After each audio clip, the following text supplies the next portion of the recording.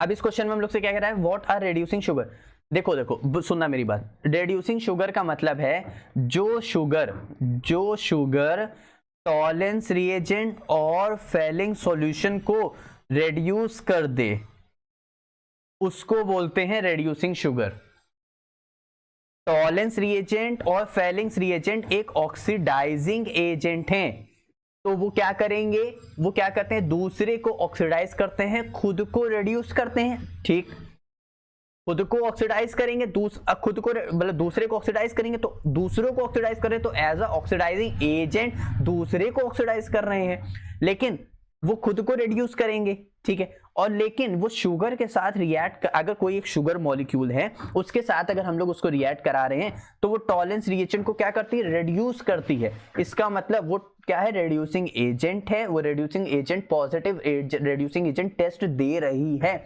जो भी sugar positive reducing test देगी वो हमारे पास कहलाएगी रिड्यूसिंग शुगर, और जो नहीं देगी वो नॉन रिड्यूसिंग शुगर। ठीक, अब उन शुगर के पास हेमी एसिटल ग्रुप होना चाहिए, हेमी एसिटल ग्रुप होना चाहिए। अब हेमी एसिटल क्या है, अभी मैं आप लोगों को बता दूं, एक कार्बन से OH अटैच है और उसी कार्बन से एस्टर अगर अटैच है और उसी कार्बन से H अटैच है, उसको बोलते हैं हेमी एसिटल। सुनना, जिस कार्बन से OH और उसी कार्बन से ether ester sorry ether carbon O carbon methoxy methane ether, ठीक है, या फिर डायमिथाइल ईथर। तो जिस कार्बन से ईथर और अल्कोहल और हाइड्रोजन अटैच है उसको बोलते हैं हेमी एसिटल।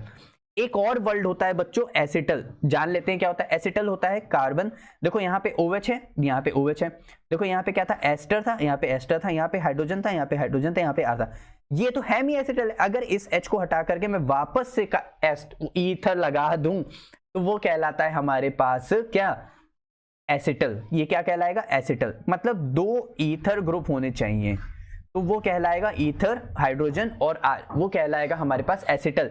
अगर इसकी जगह हाइड्रोजन आ गया, अल्कोहल और ईथर हो गया तो वो कहलाएगा हेमी एसिटल। आई होप इतनी बात आप लोग क्लियर थे। जिस भी शुगर मॉलिक्यूल है, मोनोसेक्राइड हो, डाइसेक्राइड हो, पॉलीसेक्राइड, कोई भी हो, जिसमें भी हेमी एसिटल प्रेजेंट होगा वो हमारे पास कहलाएगा रिड्यूसिंग शुगर। ये मोस्टली जो पाए जाते हैं सबसे ज्यादा पाएंगे मोनोसेक्राइड्स में, इसमें मोनोसेक्राइड्स में, फिर उसके बाद पाए जाएंगे डाइसेक्राइड में, डाइसेक्राइड में भी कुछ में पाए जाएंगे, पॉली में तो पाए नहीं जाते। यहां आप ध्यान देते हैं, यहां से हमारे पास क्या दे रहा हुआ है, दो sugar containing a hemiacetal and show positive Tollens test and Fehling solution. Tollens test क्या होता है, अच्छा बहुत बच्चों को टॉलेंट टेस्ट भी नहीं पता है, मैं बता देता हूं। टॉलेंट टेस्ट बच्चों हमारे पास होता है AgNH3 का होल ट्वाइस, यहां पे आएगा हमारे पास पॉजिटिव प्लस OH माइनस, ये हमारे पास कहलाता है टॉलेंस टेस्ट। अच्छा ये टॉलेंट टेस्ट बनता कैसे है, थोड़ा सा देख लेते हैं। यहाँ पे ये यहां से बनता है AgNO3 लेते हैं प्लस NaOH लेते हैं, यहां से हम लोग को मिलता है Ag2O प्लस NaNO3 मिलता है। ये वापस से Ag2O जो होता है बच्चों रिएक्ट करता है NH4OH के साथ, या फिर इसको हम लोग क्या लिख सकते हैं, इसको हम लोग लिख सकते हैं NH3 प्लस H2O भी लिख सकते हैं।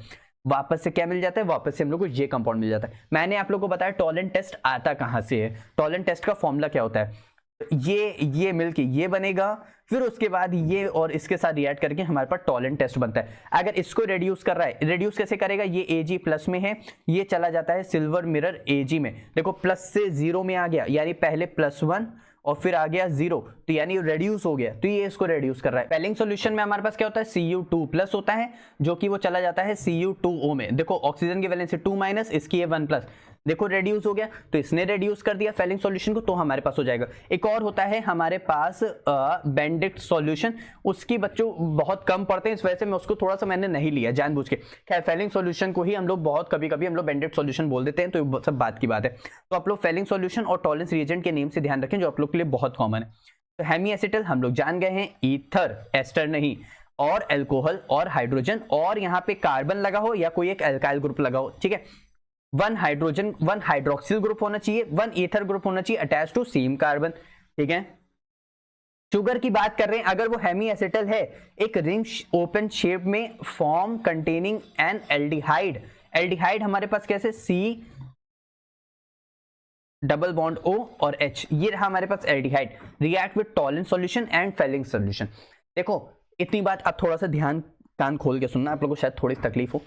सारे के सारे एल्डिहाइड ही हेमी एसिटल शो करेंगे, और मतलब मोनोसैकेराइड्स में, मतलब जो भी शुगर मॉलिक्यूल एल्डिहाइड फॉर्म में प्रेजेंट है, जैसे कि ग्लूकोज, और उसमें अगर हेमी एसिटल प्रेजेंट है, हेमी एसिटल कहां गया, अरे ये रहा, है ना, हेमी एसिटल अगर प्रेजेंट है तो वो रिड्यूसिंग शुगर शो करेगा।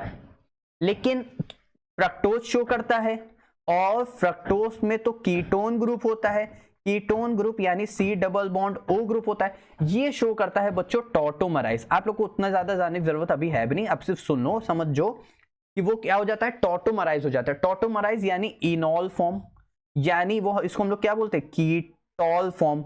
वो क्या शो करेगा, इनॉल फॉर्म, यानी 1,3 हाइड्राइड शिफ्ट होगा, जिसकी मदद से वो क्या एल्डिहाइड में कन्वर्ट हो जाएगा, और वो एल्डिहाइड फिर फ्रक्टोज यानी हेमी एसिटल ग्रुप शो कर सकता है। इतनी बात क्लियर, ठीक है। अब यहाँ पे जैसे मैंने बनाया एक ग्लूकोज मॉलिक्यूल, अब यहाँ पे हेमी एसिटल कैसे, देखो अगर ये वाला कार्बन पकड़ो तुम, ये वाला कार्बन, तो देखो इसके साथ H है, इसके साथ OH है, उसी कार्बन के साथ देखो ईथर है, और उसी कार्बन के साथ एक नेक्स्ट कार्बन है, यानी ये क्या शो करेगा, हेमी एसिटल। इसका नेम देखें तो इसका नेम क्या हो जाएगा, अल्फा D प्लस, यानी डेक्स्ट्रोरोटेटरी यानी क्लॉकवाइज चल रहा है, प्लस साइन अल्फा, क्योंकि इसके जो पहला नंबर वाला कार्बन है इस पे जो OH है वो नीचे साइड है। अगर बीटा ले लेंगे तो इसका जो OH वाला हो जाएगा वो ऊपर चला जाएगा और H नीचे आ जाएगा, ठीक है, ये हो जाएगा बीटा, वो हो जाएगा अल्फा। ग्लूकोज की रिंग है, पायरेनोज क्यों, क्योंकि ये पायरान शो कर रहा है इस तरह, यहाँ पे क्या आ रहा है, ऑक्सीजन आ रहा है उसकी जगह, तो 5 कार्बन की रिंग है, 5 कार्बन को बोलते हैं पायरेनोज, यानी पायरैन की रिंग। ओस तो लगा हुआ है, क्या कहते हैं, किस लिए, क्योंकि ओस तो इसलिए लगा हुआ है क्योंकि वो एक शुगर मॉलिक्यूल की रिंग है। आई होप इतनी बात आप लोगों को समझ आई, ठीक है। अब कुछ एग्जांपल्स देख लेते हैं, कौन कौन से एग्जांपल परमानेंट शो करते हैं, वो ग्लूकोज, गैलेक्टोज, कीटोज, टॉटोमराइज शो करता है इनॉल फॉर्म, ठीक है, राइबोस और लैक्टोज। ये था हमारा पूरा का पूरा क्या था, रिड्यूसिंग शुगर। आप लोग, आई होप आप लोग को अच्छे से समझ आया होगा, मैंने बहुत कोशिश करी कि आप लोगों को पूरा समझ में भी आ जाए।